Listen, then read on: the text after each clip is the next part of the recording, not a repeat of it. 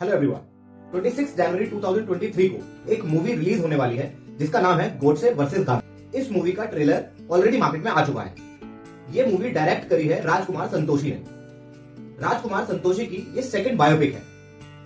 राजकुमार संतोषी कुछ और amazing movies को डायरेक्ट कर चुके हैं जो काफी सारे लोगों की फेवरेट मूवीज भी रही हैं, लाइक अंदाज अपना अपना, खाकी, चाइना गेट, पुकार, दामिनी, घातक, घायल। इनमें से काफी सारी मूवीज काफी लोगों की फेवरेट भी रही हैं। तो मीन्स डायरेक्शन में शायद हमें कोई कमी ना दिखे। एंड अगर बात करें राजकुमार संतोषी की पहली बायोपिक की, तो वो थी the legend of Bhagat Singh and the movie was brilliant. जितने भी incidents the legend of Bhagat Singh में दिखाए गए हैं, दे एक्चुअली हैपेंड। जिसने भी वो मूवी देखी है शायद उन लोगों को इस बात का पता ही होगा। एंड अगर राजकुमार संतोषी की लास्ट डायरेक्टेड मूवीज को देखें तो एक्सपेक्टेड है कि इस स्टोरी के साथ भी वो जस्टिस ही करेंगे, बिकॉज ये भी एक ऐसा इंपॉर्टेंट टॉपिक है जो लोगों को पता ही होना चाहिए।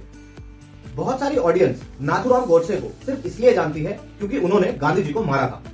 But why? गांधी जी एक ऐसा पर्सन जो हमारी इंडियन करेंसी पर है, जिसे हम फादर ऑफ नेशन भी बोलते हैं। तो क्यों ऐसे पर्सन को मारने के बाद भी नाथुराम गॉडसे को आज भी कुछ लोग अप्रिशिएट करते हैं।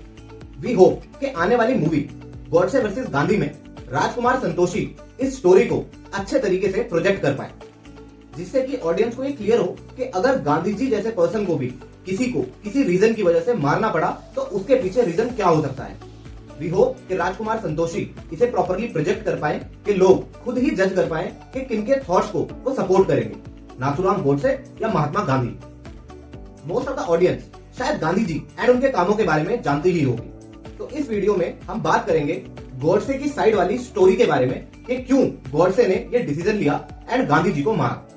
15 अगस्त 1947 को जब आजादी डिक्लेयर हुई तो उसी के साथ ये भी डिक्लेयर हुआ कि इंडिया और पाकिस्तान अब एक अलग देश है। एंड इसी पार्टीशन के बाद करोड़ों लोग बेघर हो गए एंड इंडिया से पाकिस्तान आने के लिए एंड पाकिस्तान से इंडिया आने के लिए सड़कों पर उतर गए। उसी टाइम पर कश्मीर के ऊपर भी पॉलिटिक्स बहुत गरमाई हुई थी। इंडिया को पाकिस्तान को 55 करोड़ रुपए देने थे एक एग्रीमेंट के अकॉर्डिंग पाकिस्तान को नए सिरे से बनाने के लिए। एंड पाकिस्तान ने स्टार्टिंग से ही कश्मीर पर कब्जा करने के लिए बहुत टेंशन क्रिएट करी हुई थी। एंड आजादी के कुछ ही दिनों के बाद सरदार वल्लभ भाई पटेल ने एक स्टेटमेंट दी थी एक प्रेस कॉन्फ्रेंस में, जो की थी 12 जैन 1948 को। उन्होंने बोला था कि जब तक हम कश्मीर इशू को प्रॉपर तरीके से सॉल्व नहीं कर लेते हैं, किसी भी तरह की कोई पेमेंट पाकिस्तान को नहीं करी जाए। बट गांधी जी इस डिसीजन के बिल्कुल सपोर्ट में नहीं थे। उनके अकॉर्डिंग ऐसा करने से पाकिस्तान कश्मीर मसले पर और इंडिया के अगेंस्ट और अग्रेसिवली एंड हिंसा पूर्वक रिएक्ट करेगा। एंड गांधी जी इस डिसीजन के अगेंस्ट अगले ही दिन 13 जनवरी 1948 को अनशन पर बैठ गए इस डिसीजन को रोकने के लिए। And 4th day of his अनशन 17 जनवरी 1948 को गवर्नमेंट को गांधी जी के सामने झुकना पड़ा एंड पाकिस्तान को वो अमाउंट 55 करोड़ रुपए का वो अमाउंट देने के लिए गवर्नमेंट को एग्री होना पड़ा। उस टाइम पर नाथुराम गॉडसे एक न्यूज़पेपर कंपनी चलाते थे जिसका नाम था हिंदू राष्ट्र। एंड उस न्यूज़पेपर में इंडियन गवर्नमेंट के कमजोर होने के आर्टिकल्स ज्यादा प्रिंट होते थे। अनशन के बाद नाथुराम गॉडसे ने ये डिसाइड कर लिया था कि गांधी जी को गवर्नमेंट के डिसीजंस में इन्वॉल्व होने से रोकना पड़ेगा। 30 जनवरी 1948 शाम 5 बजे जब गांधी जी अपनी शांति सभा के लिए निकले तो गॉडसे ने भीड़ से निकलकर गांधी जी के पैर छुए और गांधी जी को 3 गोली मारी। गोली लगने के 20 मिनट बाद गांधी जी ने दम तोड़ दिया। गॉडसे से डरकर कोई भी गॉडसे के पास नहीं जा रहा था। गॉडसे ने भागने की कोशिश करने के बजाय खुद जाकर पुलिस को सरेंडर कर दिया। एंड सबसे पहला काम जो गॉडसे ने किया सरेंडर होने के बाद वो था गॉडसे ने एक डॉक्टर की डिमांड करी, जिस डॉक्टर से उन्होंने अपना पूरा बॉडी चेकअप कराया। एंड हिज स्टेटमेंट वाज कि डॉक्टर प्लीज मुझे चेक करिए एंड देखिए कि मैं पूरी तरीके से ठीक हूं या नहीं। इसका रीजन था कि गॉडसे नहीं चाहते थे कि फ्यूचर में जाके कोई भी उन्हें किसी भी तरीके का मेंटल पेशेंट बताए एंड ये साबित कर पाए कि ये इंसिडेंट गॉडसे ने पागल होने के कारण करा था। एंड उस चेकअप के बाद डॉक्टर ने भी अपनी रिपोर्ट में यही लिखा कि गॉडसे पूरी तरीके से मेंटली एंड फिजिकली ठीक है। इस इंसिडेंट के बाद बहुत से अरेस्ट हुए, जिसमें कि एक पॉपुलर क्रांतिकारी भी थे जिनका नाम था वीर सावरकर। 27 मई 1948 को जितने भी अरेस्ट करे हुए लोग थे इंक्लूडिंग वीर सावरकर एंड नाथुराम गॉडसे को लाल किला स्पेशल कोर्ट में पेश करा। इस केस की सुनवाई 9 महीने चली, जिसमें प्रोसिक्यूशन ने 149 विटनेस एंड 900 पेज की एविडेंस शीट कोर्ट में सबमिट करी।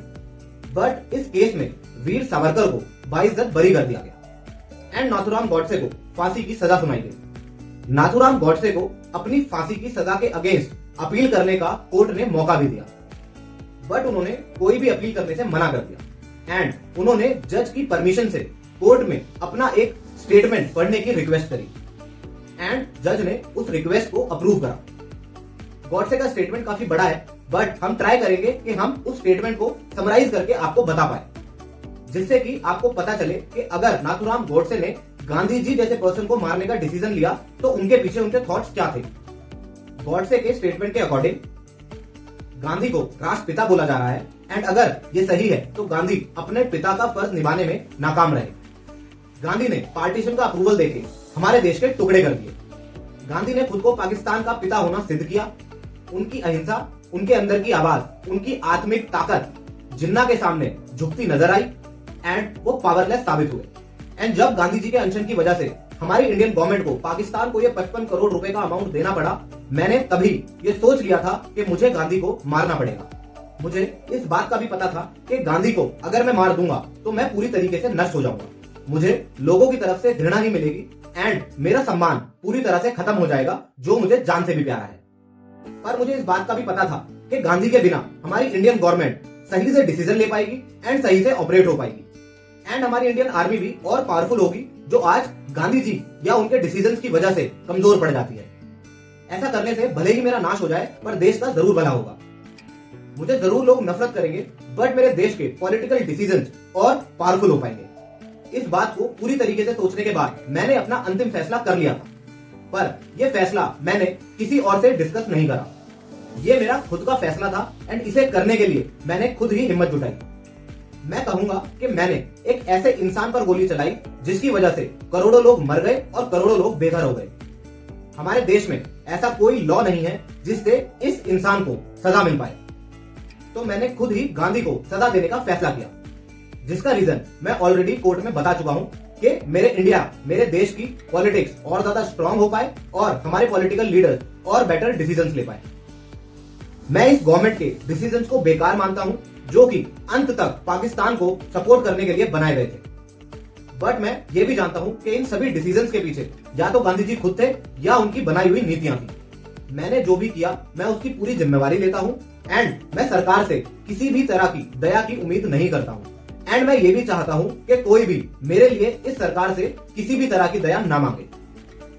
मुझे पूरा भरोसा है कि आने वाली जनरेशन, आने वाले लेखक मेरे इस काम को आने वाली जनरेशन के सामने अच्छे से रख पाएंगे एंड सबको पता चल पाएगा कि जिस काम को मैंने आज करा है उस काम को करने में मैं कितना लेट हो गया। अगर ये काम मैं थोड़ा पहले कर पाता तो शायद मेरे अखंड भारत के टुकड़े ना हो। गांधी की वजह से हमारे देश के हिंदुओं को अंत तक दबाया गया एंड मुस्लिम कम्युनिटी को बेवजह का सपोर्ट देने की वजह से आज इस अखंड भारत के टुकड़े हुए। गांधी ने एक बच्चे को ज्यादा सपोर्ट करने के चक्कर में अपने घर को ही तोड़वा दिया, जिसकी वजह से बहुत लोग मारे गए और बहुत लोग बेघर हुए। मुझे अपने करे हुए काम पर किसी भी तरह का कोई अफसोस नहीं है। जय हिंद। तो गाइस, ये थी समरी नाथूराम गॉडसे के उस स्टेटमेंट की जो कि उन्होंने कोर्ट में दिया था। शायद बहुत सारे लोगों को अभी तक इस स्टेटमेंट के बारे में ना पता हो। सही या गलत, ये सबका निजी परसेप्शन है, इसके ऊपर हम अपनी वीडियो में कोई भी कमेंट नहीं करेंगे।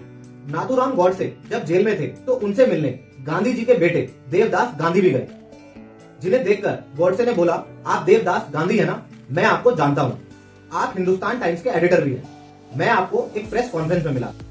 मुझे आपके पिता के गुजर जाने का अफसोस है, बट ये कोई निजी मामला नहीं था, ना ही कोई दुश्मनी थी। जिसके रिवर्ट में देवदास गांधी ने बोला, तो आपने पिताजी को क्यों मारा? जिसका जवाब देते हुए गॉडसे बोले कि रीजन सिर्फ पॉलिटिकल था, बस पॉलिटिकल। मगर आपको अगर पूरी बात जाननी है तो आपको मुझे आधे घंटे का समय देना होगा। बट पुलिस ने 1 मिनट भी देने से इनकार कर दिया और गॉडसे देवदास गांधी को अपनी पूरी बात बता ही नहीं पाई।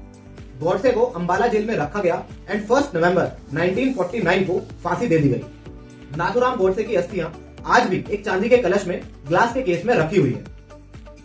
ये अस्थियां पुणे के अजंक्य डेवलपर्स के ऑफिस में रखी हुई है, जो कि नाथूराम गॉडसे के भाई गोपाल दास गॉडसे के पोते नाना गॉडसे के नाम पर एक रियल एस्टेट कंपनी है। नाथूराम गॉडसे की आखिरी इच्छा थी कि उनकी अस्थियां सिंधु नदी में तब बहाई जाएं जब हिंदुस्तान और पाकिस्तान एक हो जाए और एक अखंड भारत बन जाए। बट ऐसा अभी तक हो नहीं पाया और शायद आगे हो भी ना पाए। तो guys that's it for today. Hope Rajkumar Santoshi की ये upcoming movie Godse versus Gandhi audience के लिए एक इंफॉर्मेटिव एंड नॉलेजेबल कंटेंट हो, जिससे ऑडियंस को दोनों ही तरफ के रियल फैक्ट्स पता चले, जिससे ऑडियंस खुद ही थॉट्स को कंपेयर कर सके कि उनके अकॉर्डिंग किसके थॉट्स ज्यादा बेटर थे, गांधी के या गॉडसे के। For me personally I don't think कि मुझे वीडियो में बोलना चाहिए या नहीं, but I am not a Gandhi fan. मेरा वोट जाएगा भगत सिंह, चंद्रशेखर आजाद, वीर सावरकर, सुभाष चंद्र बोस और कुछ ऐसे ही लोगों के लिए जिनके थॉट्स के ऊपर अगर चीजें चलती तो शायद इंडिया कभी डिवाइड ही ना होता। So all the best to Rajkumar Santoshi's upcoming movie Godse versus Gandhi. We hope कि जिस कंटेंट पर राजकुमार संतोषी की ये आने वाली मूवी बनी है उस स्टोरी से रिलेटेड और ज्यादा इंफॉर्मेशन और नॉलेज हमारी ऑडियंस को मिल पाए। So thank you everyone for your time. Be healthy, keep growing, keep supporting. Thank you everyone.